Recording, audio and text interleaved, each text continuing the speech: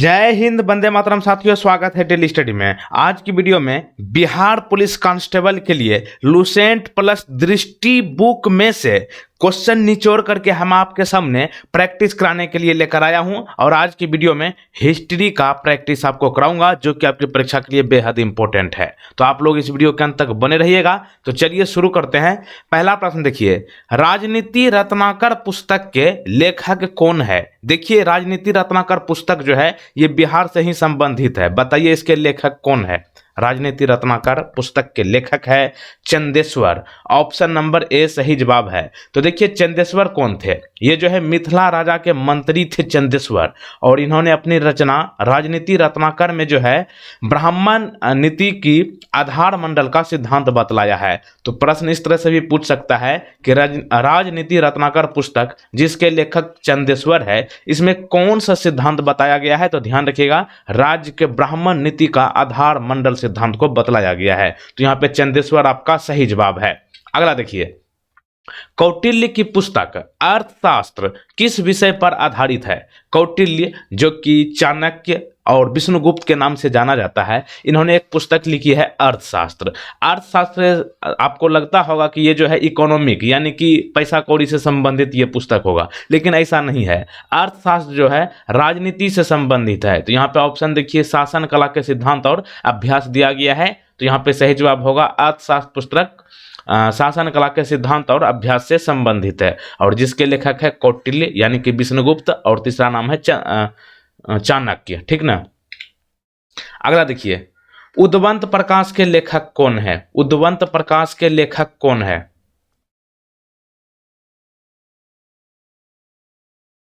उद्वंत प्रकाश के लेखक है मौली कवि। ऑप्शन ए सही जवाब। अगला देखिएगा, मौर्यकालीन स्थापत्य कला के साक्ष्य कहां से प्राप्त हुए हैं?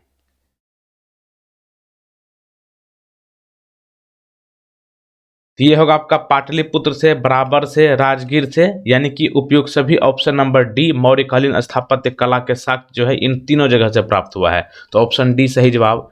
अगला देखिए, बिहार पर गहरवालों के आधिपत्य का प्रमाण कहां से मिलता है? राइट आंसर होगा मनेर ताम्रपत्र से। ऑप्शन नंबर ए सही जवाब। मनेर है कहां? पटना में है। अगला देखिए, बिहार में किस तुरक राजवंश के अभिलेख प्राप्त हुए हैं? बिहार में किस तुरक राजवंश के अभिलेख प्राप्त हुए हैं? तो ये होगा आपका तुगलक वंश। तो ऑप्शन सी यहाँ पे सही जवाब। अगला देखिए, बिहार के किस क्षेत्र के संबंध में बसाती नूल उनस एक मूल्यवान स्रोत है? क्या है? बसाती नूल उनस एक मूल्यवान स्रोत है। ये है आपका तिरहुत क्षेत्र का। ऑप्शन नंबर ए सही जवाब। तिरहुत जो है ये मुजफ्फरपुर का इलाका, आसपास के सभी जिले आ जाते हैं। बिहार आने वाले महत्वपूर्ण चीनी यात्री का नाम बताइए। बिहार आने वाले इनमें से कौन चीनी यात्री हैं? तो यहाँ पे होगा फाहियान, इसके बाद युआन चांग, इतिसंग। तो उपयुक्त सभी। Option number D right answer. Mughal काल में बिहार आने वाला प्रथम विदेशी यात्री कौन था? मुगल काल में बिहार आने वाला प्रथम विदेशी था मुल्ला तकिया। Option number A. मुल्ला बहबानी कहाँ के यात्री थे? मुल्ला बहबहानी की बात करें तो ये आपका ईरान के यात्री थे। तो ऑप्शन सी सही जवाब है। तो देखिए, मुल्ला बहबहानी के यात्री वृत्तांत से आधुनिक बिहार के बारे में जानकारी मिलती है। तो प्रश्न इस तरह से भी पूछ लेगा कि आधुनिक बिहार के बारे में जानकारी कहाँ से मिलती है? मुल्ला बहबहानी के यात्री वृत्तांत से। बहिरे अस्ताने गैबी किसकी रचना है? बहारी अस्ताने गैबी किसकी रचना है? तो ये होगा आपका Mirza Nathan. Option number B. प्राचीन पाटलिपुत्र के संबंध में जानकारी के स्रोत इनमें से कौन है? ये होगा आपका भग्नावशेष, यात्रा वृत्तांत, धार्मिक ग्रंथ। उपयुक्त सभी। ऑप्शन नंबर डी, प्राचीन पाटलिपुत्र के संबंध में जानकारी के स्रोत है ये सभी के सभी। अशोक का लघु शिलालेख फर्स्ट प्राप्त हुआ है कहां से? अशोक का लघु शिलालेख पहला जो है ये कहां से प्राप्त हुआ है? ये होगा आपका सासाराम से, ऑप्शन नंबर ई सासाराम जो है ये आपका रोहतास का जिला मुख्यालय है और यहीं पे शेरशाह सूरी का मकबरा है। बिहार से प्राप्त मौर्यकालीन अभिलेखों की भाषा इनमें से क्या है?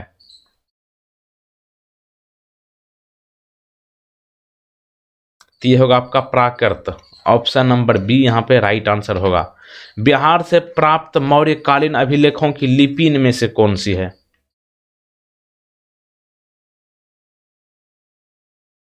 ब्राह्मणी होगा, ऑप्शन नंबर सी।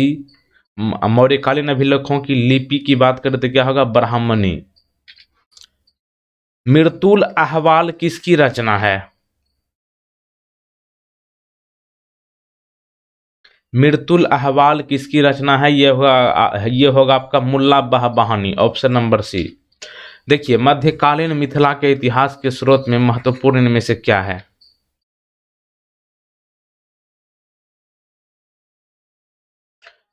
उपयुक्त सभी होगा, यानी कि कीर्ति लता, कीर्ति पताका, वरन, रत्नाकर, ये सभी के सभी जो है मध्यकालीन मिथिला के इतिहास के सोर्स के लिए महत्वपूर्ण है। उपयुक्त सभी, ऑप्शन नंबर डी।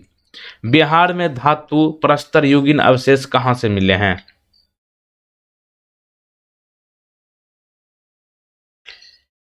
तो ये होगा आपका चिरांद। चिरांद जो है छपरा में है और चेचर से मिले हैं, ये है वैशाली में। और सोनपुर, सोनपुर जो है आपका सारण जिला में है, छपरा में। और मनेर, ये सभी के सभी जगह से बिहार में धातु प्रस्तर युगीन अवशेष मिले हैं। तो उपयुक्त सभी, ऑप्शन नंबर डी।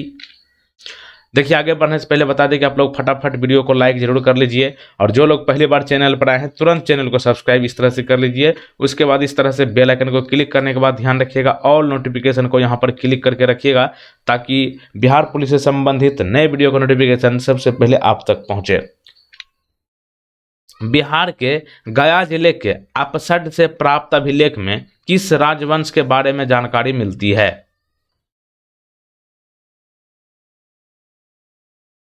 तो ये होगा आपका परिवर्ती गुप्त वंश, ऑप्शन नंबर ए यहाँ पे राइट आंसर होगा। बिहार प्रांत के आरा से प्राप्त देवब नारक का लेख तथा शाहपुर जो कि पटना में है और मंदार ये बांका में है, यहाँ से प्राप्त लेखों में जानकारी मिलती है किसके बारे में? देखिए, प्रश्न एक बार और पढ़िए। बिहार प्रांत के आरा से प्राप्त देवब नारक का लेख तथा शाहपुर जो कि पटना में है और मंदार बांका से प्राप्त लेखों में जानकारी इनमें से किस चीज के बारे में मिलती है? सही जवाब होगा ऑप्शन नंबर डी, परिवर्ती गुप्त वंश के बारे में, ऑप्शन नंबर डी। तो देखिए, देवबनार के अभिलेख में परवर्ती गुप्त शासक देवगुप्त, विष्णुगुप्त एवं जीवित गुप्त द्वितीय का नाम मिलता है। पाल शासकों के बारे में इनमें से जानकारी किससे मिलती है? पाल शासकों के बारे में जानकारी मिलती है, उपयुक्त सभी, ऑप्शन नंबर डी, यानी कि देवपाल के मुंगेर अभिलेख से, नारायण पाल का भागलपुर ताम्रपत्रा अभिलेख से, महिपाल प्रथम के नालंदा एवं मुजफ्फरपुर अभिलेख से। उपयुक्त सभी, ऑप्शन नंबर डी। बिहार के लिए सर्वाधिक प्राचीन साहित्यिक स्रोत इनमें से क्या है? तो ये होगा आपका Atharvaveda, option number A. Bihar में स्थित महाजनपदों के बारे में जानकारी कहाँ से मिलती है? महाजनपदों के बारे में जानकारी मिलती है अंगुत्तर निकाय से। उपयुक्त ऑप्शन नंबर बी यहाँ पे राइट आंसर होगा। अंगुत्तर निकाय से बिहार में महाजनपदों के बारे में जानकारी मिलती है। अगला देखिए, नालंदा के सराय टीला में उत्खनन से प्राप्त इनमें से क्या चीज हुआ है?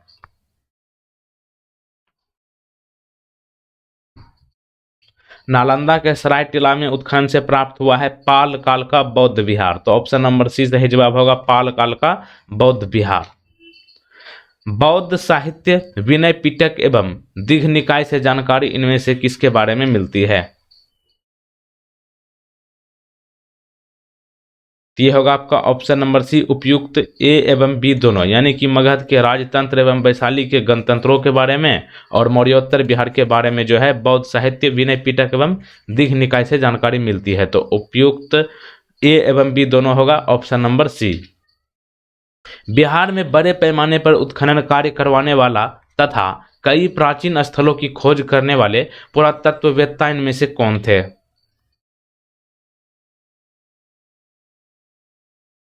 ये होगा आपका कनिघम, ऑप्शन नंबर डी।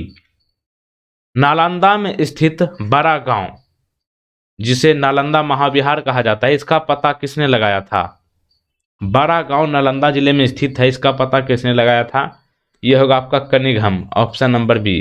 तो देखिए, बड़ा गांव जो कि नालंदा महाविहार के नाम से जाना जाता है, यहाँ से 2 अभिलेख मिले हैं जिन पर नालंदा का नाम उत्कीर्ण है और बिहार शरीफ में कुमारगुप्त प्रथम और स्कंदगुप्त का प्रसिद्ध स्तंभ भी प्राप्त हुआ है। और कनिघम ने बोधगया के मंदिर को भी खोजा था। पुरातत्ववेत्ता कनिघम ने बिहार में इनमें से क्या चीज की खोज की थी?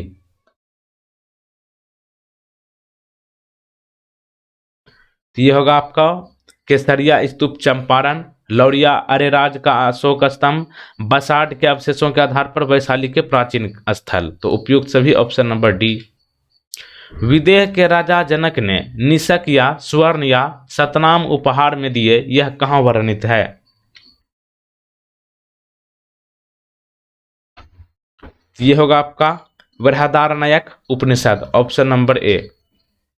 बिहार से प्राप्त पहला द्विभाषी अभिलेख किस मध्यकालीन शासक से संबंधित है?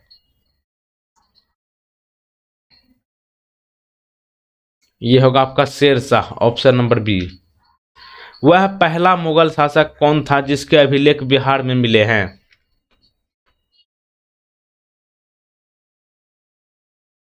ये होगा आपका अकबर का जो है वह पहला मुगल शासक था, इसका अभिलेख जो है बिहार में मिला है, तो ध्यान रखिएगा अकबर। बौद्ध धार्मिक साहित्य में कौन ग्रंथ प्राचीन बिहार के इतिहास के संबंध में जानकारी का स्रोत है? कौन सा ग्रंथ प्राचीन बिहार के इतिहास के संबंध में जानकारी देता है? तो यह होगा आपका दीघा निकाय, ऑप्शन नंबर बी। सियर उल मुताखरिन की रचना किसने की?